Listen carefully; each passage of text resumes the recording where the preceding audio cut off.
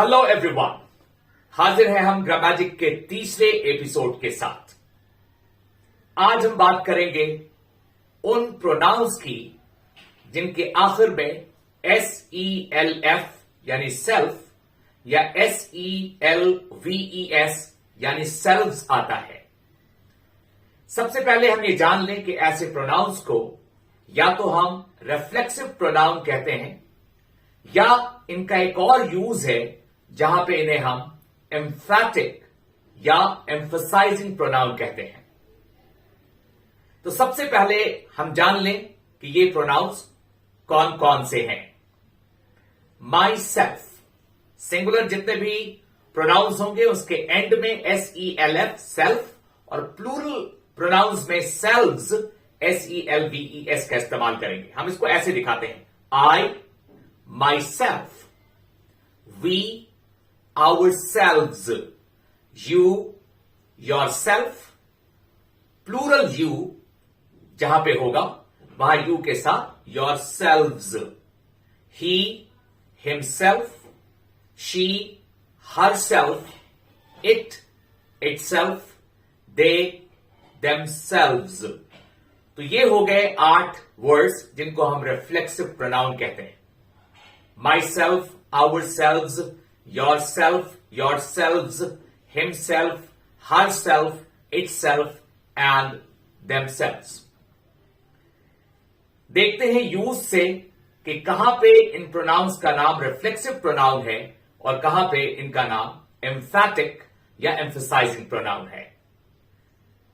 Imagine कीजिए कि आपका एक दोस्त थोड़ा लिम्प करता हुआ चलता हुआ क्लासरूम में आता है। लिम्प करने का मतलब लंगड़ाते हुए आता है। आपने उससे पूछा, वाई आर यू लिम्पिंग?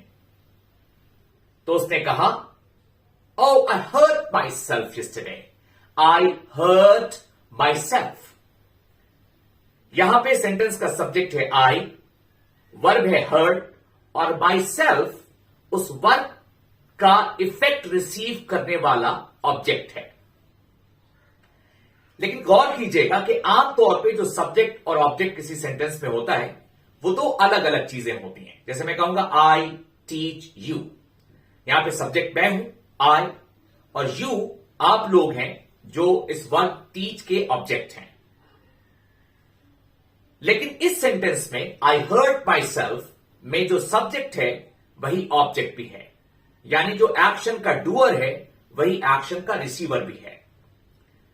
तो वैसे केसेस में हम सेल्फ या सेल्व्स में एंड होने वाले प्रोनाउंस को रिफ्लेक्सिव प्रोनाउन कहेंगे। याद रखिए, यह हमेशा ऑब्जेक्ट की जगह लेगा।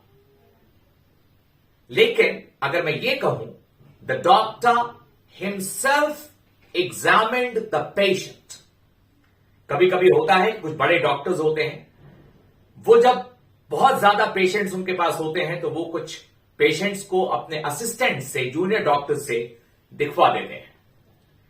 लेकिन कुछ लोग इस बात से अग्री नहीं करते, वो जिद करते हैं कि नहीं, मुझे जो डॉक्टर साहब हैं बड़े वाले उनसे ही दिखाना है। और जब आप उनके क्लिनिक से बाहर निकलते हैं, खुशी खुशी आप लोगों को बताते हैं, the doctor himself examined the patient. यहां पे आपने हिमसेल्फ का यूज ऑब्जेक्ट के तौर पे नहीं किया है, बल्कि इस बात पे जोर देने के लिए किया है कि डॉक्टर ने खुद पेशेंट की जांच की है। तो यहां पे हिमसेल्फ का पर्पस है एम्फसाइज करना इस फैक्ट को। आप इसको हटा के देखिए, the doctor examined the patient, ये तीनों बातें यहां पे हैं। The doctor subject, examined verb, the patient object. तो यहां हिमसेल्फ ऑब्जेक्ट की जगह पे नहीं है, ये कुछ और कर रहा है। क्या कर रहा है? ये इस बात पे जोर दे रहा है कि डॉक्टर साहब ने खुद से पेशेंट की जांच की है और कहा है कि is absolutely fine. So the doctor himself examined the patient, यहां पे हिमसेल्फ एक एम्फसाइजिंग या एम्फैटिक प्रोनाउन है। आप जरूर से इन प्रोनाउंस को पढ़िए क्योंकि बहुत सारे क्वेश्चंस इस प्रोनाउन पे बेस्ड आते हैं कॉमन एरर पे। आप इसको अच्छे से समझ जाएंगे तो आप अच्छा क्वेश्चन बना पाएंगे, अच्छा बोल पाएंगे, लिख पाएंगे और लिखा हुआ पढ़ के समझ पाएंगे। जाते जाते एक छोटी सी खूबसूरत सी लाइन आपको सुनाना चाहता हूं। जो मैंने ली है एक बहुत ही मशहूर बुक से जिसका नाम है the power of your subconscious mind. ये लाइन कहती है, a magnetised piece of iron will lift about 12 times its own weight.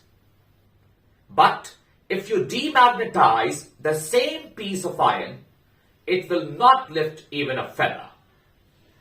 इस लाइन के मीनिंग को, छुपे हुए मीनिंग को समझने की कोशिश कीजिए और अपने आप को मैग्नेटाइज कीजिए, तैयारी कीजिए अपने एग्जाम की खूबसूरत तरीके से। हम अपना नया ऑनलाइन बैच 10 दिसंबर 2023 यानी कल करने वाले हैं शुरू। अगर आपको लगता है कि आपको अच्छी अंग्रेजी पढ़नी है आपके एग्जाम के लिए, तो आज ही हमें कॉल कीजिए 7091702943 पर। कोर्स के डिटेल्स की जानकारी लीजिए, एनरोल कराइए और कल से खूबसूरत तैयारी शुरू कीजिए अपने एग्जाम की। Thank you so much. एक रिक्वेस्ट जाते जाते कि अगर ये वीडियो आपको अच्छा लगा तो कम से कम अपने 5 जानने वालों के साथ इसको जरूर से जरूर शेयर कीजिएगा। Thank you so very much. This is Abdullah Kaifi, your friend, philosopher and guide, sign of.